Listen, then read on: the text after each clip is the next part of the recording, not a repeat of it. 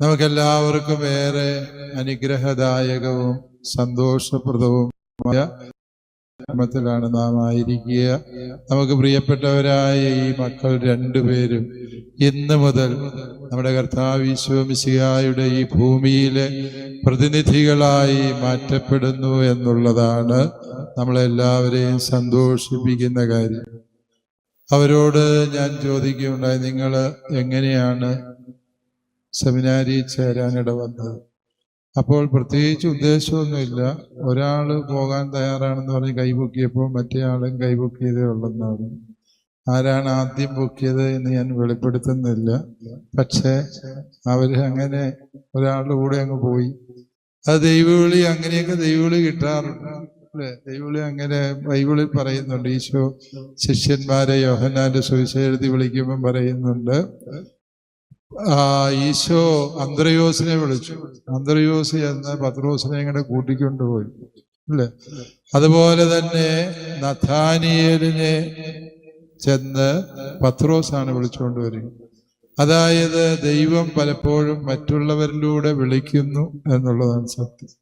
ഇവർ 1ാം ക്ലാസ് മുതൽ തിയോളജി വരെയും മുഴുവനും ഒരുമിച്ച് പഠിച്ചു എന്നാണ്.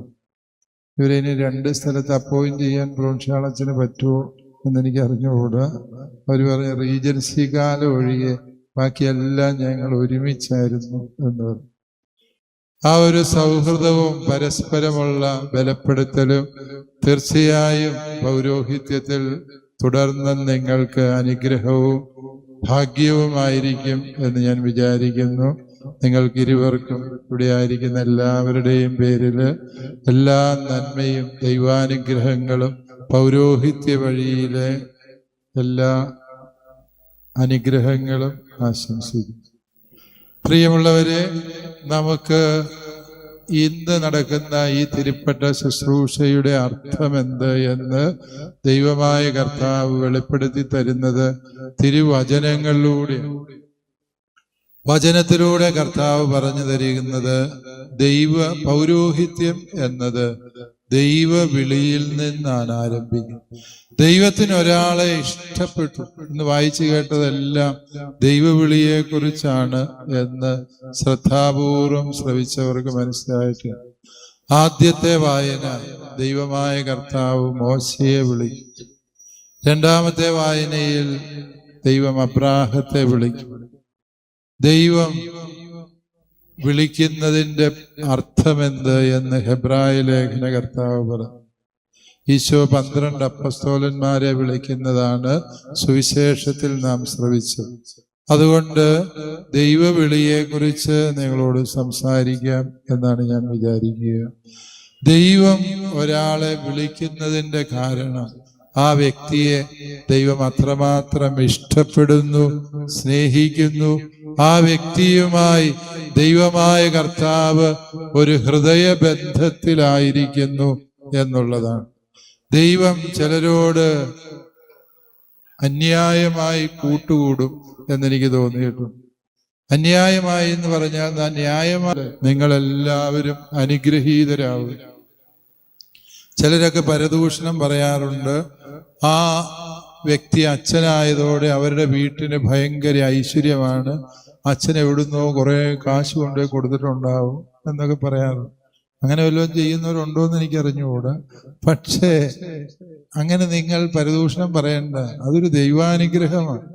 ഒരു മകനെ കർത്താവിന് പ്രിയപ്പെട്ടവനായി തിരഞ്ഞെടുത്ത് കഴിയുമ്പോൾ ദൈവം തന്നെ അവരെ അനുഗ്രഹിക്കുകയും ആശീർവദിക്കുകയും ആ കുടുംബത്തെ ഐശ്വര്യമുള്ളതാക്കി തീർക്കുകയും ചെയ്യുന്നത് പലപ്പോഴും ഞാൻ കണ്ടിട്ടുണ്ട്. വൈദികർക്ക് അങ്ങനെ കാര്യമായ സമ്പാദ്യങ്ങളൊന്നും വീട്ടുകാരെ സാമ്പത്തികമായി സഹായിക്കാനും സാധിക്കുക.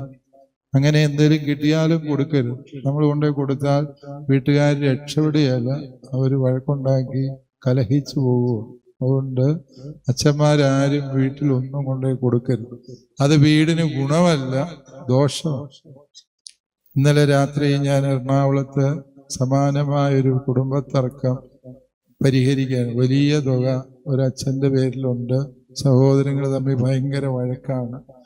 അവരെ എങ്ങനെയെങ്കിലും അനുരഞ്ജനപ്പെടുത്താൻ വേണ്ടി വീട്ടുകാർ അവസാനം എൻ്റെ അടുക്കൽ വന്നത്. ഇതെല്ലാം ഒരു പ്രതിസന്ധിയാണ്. നമ്മൾ മനസ്സിലാക്കണം, നമ്മൾ തന്നെയാണ് അനുഗ്രഹം, അല്ലാതെ നമ്മൾ കൊണ്ടേ കൊടുക്കുന്ന എന്തെങ്കിലും അല്ല അനുഗ്രഹം. We ourselves are the blessings. പ്രിയ മക്കളെ, നിങ്ങൾ നിങ്ങളുടെ വീടിന്റെ അനുഗ്രഹമാണ് എന്ന സത്യം, നിങ്ങൾ നിങ്ങളുടെ സഭയുടെ അനുഗ്രഹമാണ്. പരിശുദ്ധ കത്തോലിക്ക സഭയുടെ അനുഗ്രഹമാകാനാണ് ദൈവം നിങ്ങളെ വിളിച്ചത്. ദൈവവിളി എന്ന് പറയുന്നത് അനുഗ്രഹമാകാനുള്ളതാണ്. അവർ കരങ്ങൾ ഉയർത്തി ആശീർവദിക്കുമ്പോൾ സത്യം സത്യമായും ദൈവമാണ് ആശീർവദിക്കുന്നത് എന്ന് നാം വിശ്വസിക്കുന്നു. അവർ കുമ്പസാരക്കൂട്ടിലിരുന്ന് പിതാവിന്റെയും പുത്രന്റെയും പരിശുദ്ധാത്മാവിന്റെയും നാമത്തിൽ നിന്റെ പാപം മോചിക്കുന്നു എന്ന് പറയുമ്പോൾ, പ്രിയപ്പെട്ട ദൈവജനമേ, സത്യം സത്യമായും നാം വിശ്വസിക്കുന്നു, നമ്മുടെ പാപത്തിന്റെ ഭാരം എന്നേക്കുമായി നമ്മുടെ കർത്താവ് ഈശോ മിശിഹ എടുത്തു നീക്കി എന്ന്. അതാണ് പുരോഹിതനെ ദൈവം വിളിച്ചത് അനുഗ്രഹമാകാൻ വേണ്ടിയാണ് എന്ന പരമമായ സത്യം നമ്മൾ ഓർക്കുക. ഈ വിളികൾ കിട്ടിയ ആർക്കും വലിയ താല്പര്യമൊന്നുമില്ല ഈ വിളി സ്വീകരിക്കാൻ. അത് ഈ ദൈവവിളിയുടെ ഒരു രഹസ്യമായിട്ട് എനിക്ക് പലപ്പോഴും തോന്നിയിട്ടുണ്ട്. There is an asymmetry in vocation എന്ന് എനിക്ക് തോന്നിയ ഒരു ചിന്തയാണ്.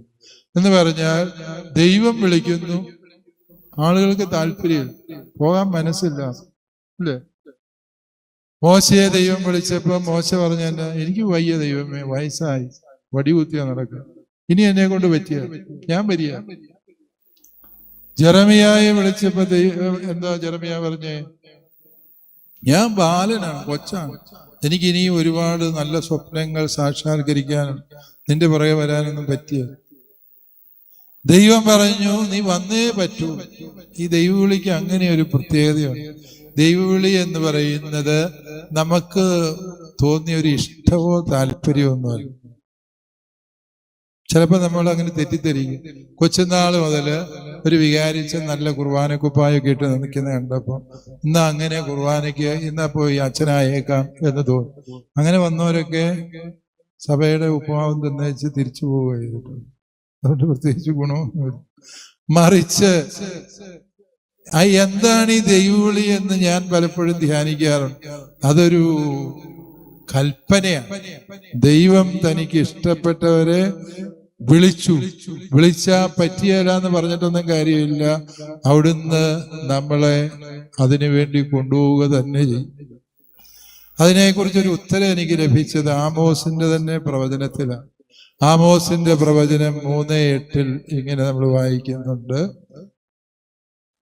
സിംഹം ഗർജിച്ചു. ആർക്കാണ് അവഗണിക്കാൻ പറ്റും? ഒരു സിംഹം ഇങ്ങോട്ട് കയറി വന്നു, ഒറ്റ ഗർജനം, എന്ത് സംഭവിക്കും? ഇപ്പം സിംഹവും പുലിയൊക്കെ എവിടെയും വരാവുന്ന അവസ്ഥയാണ്, അല്ലേ? കയറി വന്നു ഗർജിച്ചാൽ എന്ത് സംഭവിക്കും? പട്ടമാണെന്നൊന്നും വിചാരിക്കുകയല്ല, സർവ മനുഷ്യരും ഓടി രക്ഷപ്പെടും, അല്ലേ? ഷമ്മാശന്മാരാദ്യം ഓടാനാണ് സാധ്യത. ഒരാള് മാത്രം ശേഷിക്കുമെന്ന് ഞാൻ ഈ വചനം വ്യാഖ്യാനിക്കുമ്പോൾ പറയാറുണ്ട്. ആരായിരിക്കും? ഞാൻ നിൽക്കുകയല്ല, നീ തെറ്റിദ്ധരിക്കരുത്, ഞാനല്ല. സിംഹം ആരെയാണോ എന്ന് ആദ്യം കടിച്ചു പിടിച്ചത് അവനൊഴികെ ബാക്കി എല്ലാവരും ഓടി രക്ഷപ്പെടും. അത്രയ്ക്ക് കഷ്ടമാണ്. അതാണ് ഈ ആമോസിന്റെ പ്രവചനം വായിക്കുമ്പോൾ ഞാൻ അത്ഭുതപ്പെടാറ്. സിംഹം ഗർജിച്ചു. ആർക്കാണ് അവഗണിക്കാൻ കഴിയുക? കർത്താവ് കൽപ്പിച്ചു. ആർക്കാണ് അനുഗമിക്കാതിരിക്കാൻ പറ്റുക? അതാണ് ദൈവവിളി എന്ന് പറയുന്നത്. കർത്താവ് നിങ്ങളോട് കൽപ്പിച്ചു, അല്ലാണ്ട് ഒരാള് കൈപൊക്കിയത് കണ്ട് നിങ്ങൾ വെറുതെ പോയതല്ല. It was a divine imperative.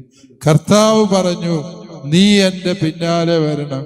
പോകാതിരിക്കാൻ എന്തെല്ലാം ഒഴിവുകഴിവുകൾ ഉണ്ടെങ്കിലും കർത്താവ് കർക്കശമായി പറയും, നീ എന്തിനാ പേടിക്കേണ്ടത്? നിനക്ക് വയസ്സായിട്ടുണ്ടാകാം, നീ ചെറുപ്പമായിരിക്കാം, അതെന്റെ വിളിയെ ഒരു വിധത്തിലും ദുർബലപ്പെടുത്തുന്നില്ല. കാരണം നിന്റെ കൂടെ ഞാനുണ്ടായിരിക്കും. നീ എന്തോ ആലോചിച്ച് കർമ്മപദ്ധതി തയ്യാറാക്കി ആസൂത്രണം ചെയ്ത് നടപ്പിലാക്കേണ്ട ഒരു കാര്യമാണെങ്കിൽ നിന്റെ കഴിവും സാമർഥ്യവും ഞാൻ പരിഗണിക്കേണ്ടതുള്ളൂ.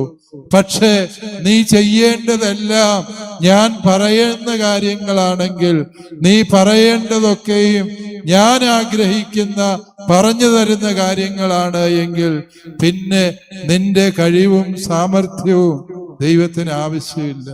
പ്രിയമക്കളെ, റോമാലേഖനത്തിൽ പൗലോസ് അപ്പോസ്തലൻ അത് ഹൃദ്യമായി പറഞ്ഞു വയ്ക്കുന്നു. 9-ാം അധ്യായത്തില് മനുഷ്യന്റെ ആഗ്രഹമോ പ്രയത്നമോ അല്ല, പിന്നെയോ ദൈവത്തിന്റെ ദയയാണ് എല്ലാത്തിനും അടിസ്ഥാനം. ദൈവത്തിന്റെ ദയയാണ്. ഈ ദയയുടെ പേരാണ് ദൈവകൽപ്പന എന്നത്. ദൈവം നിങ്ങളോട് കാണിച്ച ഈ കരുതൽ, കാരുണ്യമാണ് ദൈവവിളി എന്നോർക്കുക.